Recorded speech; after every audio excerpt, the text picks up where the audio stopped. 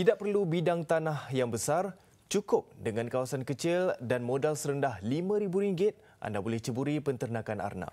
Dengan tempoh matang yang singkat, permintaan yang tinggi, siapa sangka ia mampu meraih keuntungan yang sangat lumayan. Laporan Suzila Idayu Yaakob di Tanjung Malim Perak.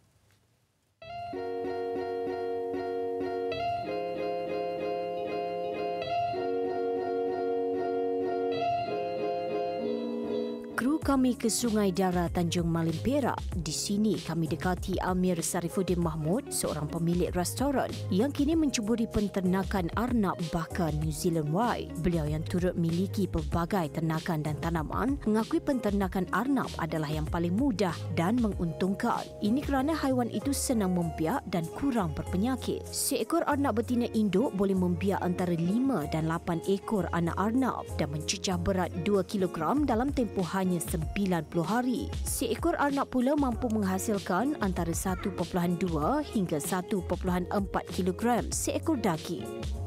Saya dah buat kajian, ternakan arnab ni ada future lah. Ada masa depan untuk membiak dan buat ternakan untuk dapat hasil.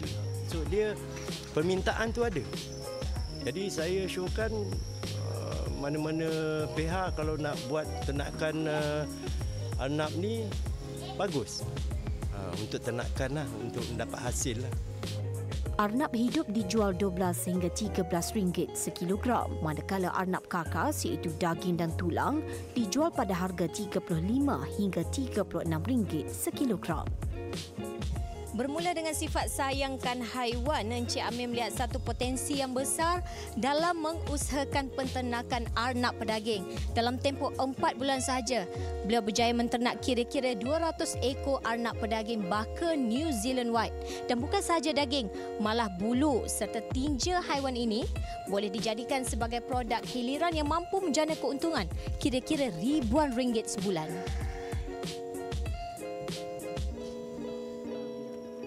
Mendepani cabaran industri penternakan, Koperasi Arnab Pedaging antara orang tengah dalam membantu usahawan yang berminat. Koperasi bertindak membeli dan menjual arnab pedaging untuk dipasarkan dalam bentuk pukal. Untuk menaikkan seramai mungkin peternak dan selepas itu akan berkembang jadi usahawan.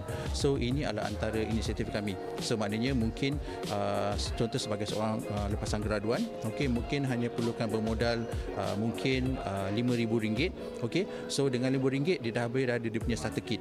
So dengan starter kit ni dia boleh kembangkan dia punya peternakan anak sampailah kepada level semi commercial. Pihaknya mensasar penghasilan daging arnab sehingga 100 tan metrik sebulan. Laporan siri kedua esok melihat potensi besar produk hiliran daging arnab termasuk sate, daging perap di pasaran tempatan. Susila Idayu Yaakob, TV3, Tanjung Malim.